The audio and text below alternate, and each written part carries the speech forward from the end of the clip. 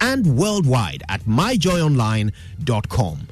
Coming up, chaotic scenes in Parliament as MPs-elect exchange punches on the floor of the House as they vote to elect a Speaker for the 8th Parliament ahead of President Akufo-Addo's inauguration this morning.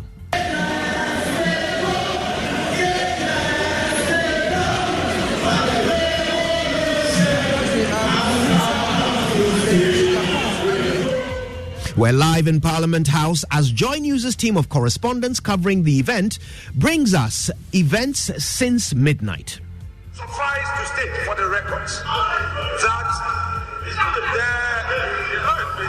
MP-elect was in court. A procedurally defective service is legally ineffectual, is null and void and of no effect. It's our special coverage of the inauguration of the new Parliament. Thanks for making time to be with us this wet Wednesday morning. We are your home of independent, fearless, and credible journalism.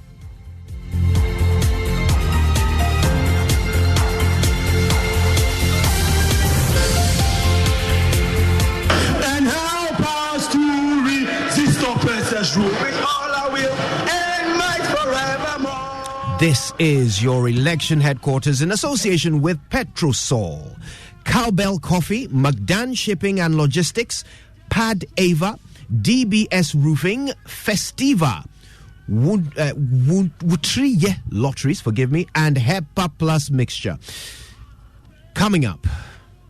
Make us cherish, jealous, honesty, and help us to resist oppressors.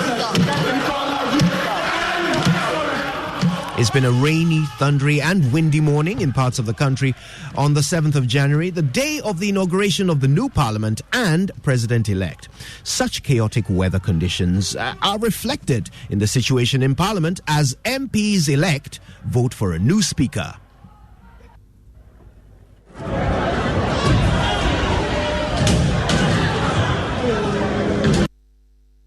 And help us to resist oppressors' rule with all our will and might forevermore. Right, as always, your election headquarters have eyes and ears on the ground with our team of reporters who have been monitoring events since midnight. Parliamentary correspondent Joseph Opoku Gakpo joins us, and of course, there is a lot to cover. Joseph, let's start with the chaos in the House. How exactly did it begin? Well, even before the sitting of the House itself, the NDC MPs had taken the right-hand side of the Speaker, which is the spot that the majority would usually sit. Or some NPP MPs had contested that. They raised concerns about that. In fact, in a specific instance, Esle Ekufulewusu, the MP for Ablekuma Central, actually took a seat on the right-hand side of the Speaker. The assignment MP of the seat, Alfred Nogbe, pulled the seat off her to the extent that she sat on the ground. She got up, she was upset, she attacked another NDC MP, Colin Tauda. One way or the other, all of that was resolved and calm was restored until the sitting began. And then when the sitting began, there was the first objection that was raised as far as the role of the MP-elect for Executive North, Johnson Quayson, is concerned, because they were concerned that there was an injunction holding him off from participating in tonight's process.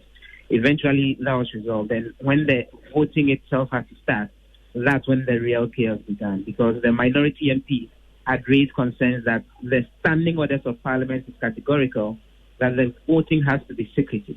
And they were concerned that NPP MPs were showing their vote to their leadership even as they went through the process. That was concern number one.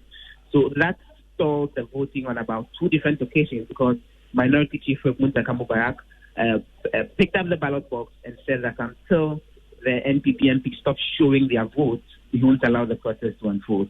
When eventually the third attempt was made at voting, then we saw the full chaos blow up, because apart from the concern having to do with the non-secret nature of the voting, there was also concern some minority MPs had raised that the officials from the office of the Marshal, one of them had stood behind the ballot box in a way that they found to be bad and very compromising of the content of the ballot box. So They moved onto the platform.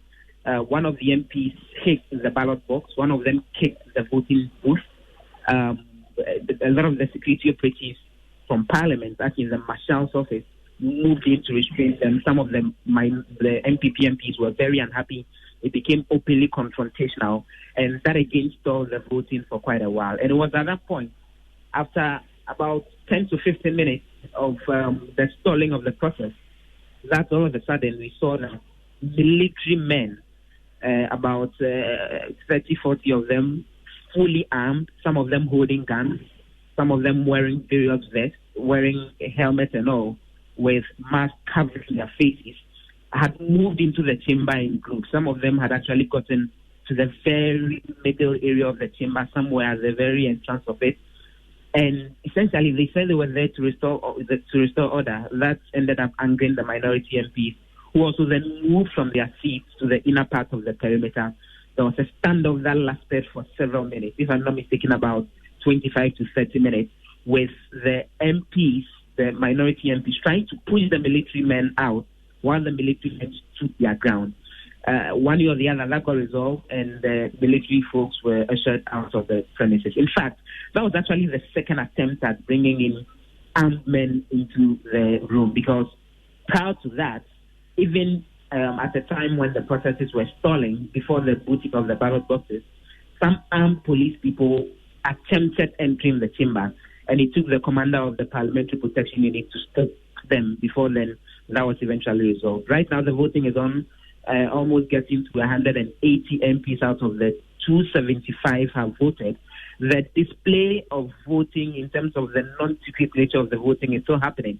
But one way or the other, it looks like on the majority and the minority side, whichever you would call it, the MPP and the NDC side, they are all calm now and allowing the process to unfold.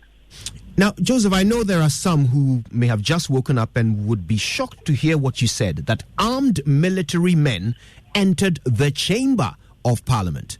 Do we know yet who ordered these military men into Parliament? The minority MPs are making a lot of allegations and putting that at the doorstep of the Defense Minister, Dominic Little, as the individual who ordered in the military, which is very much unprecedented. But again, that's the claim that's coming from the minority MPs. This is not something that will happen on a regular day in Parliament. Even when it comes to police people, those who usually find their way into the chamber are people in mufti and not exactly uniform, getting into the chamber, because then they are part of the Marshal's office. The standing orders of Parliament require that. Is the Marshal's office, which has a bunch of security operatives whose duty it is to keep order in the house. So even if you read the standing orders, and it makes reference to situations where there is chaos in the house and someone needs to be removed from the chamber, the Speaker's directive in terms of the removal of a person from the chamber should go to the Marshal, who is the head of security in Parliament, and not to any police person, not to any military person. But in this case, one way or the other, a very unprecedented development happened where these armed military persons, some of them holding guns, walked into the chamber in groups. They were actually being directed by some of the NPP MPs in terms of the positions they should take in the House. And then there was the open confrontation between them and the military people, which lasted for several minutes. The NDC MPs had to keep on singing, chanting war songs, singing that they would resist officers' rule. There was the body shoving between the military guys and a number of the minority MPs. That actually went on for quite a while before eventually another game came that the military guys walk out of the chamber, after which the Clerk of Parliament, Cyril Nsian, who is the chair of today's sitting, even before a speaker gets elected, then virtually walked off the premises. The leaders in the House, including the leader of the NPP side, Osei Chaiman Sabuntu, and the leader of the NDC side, Harun Idrisu, also walked off. We gather that there was a little conclave to discuss how to restore order in the House. That again delayed for a while. And then eventually everyone came back, and then calm was restored to allow for the voting to happen. But yes, armed military men, a number of them, walked into the chamber in groups. I think they were probably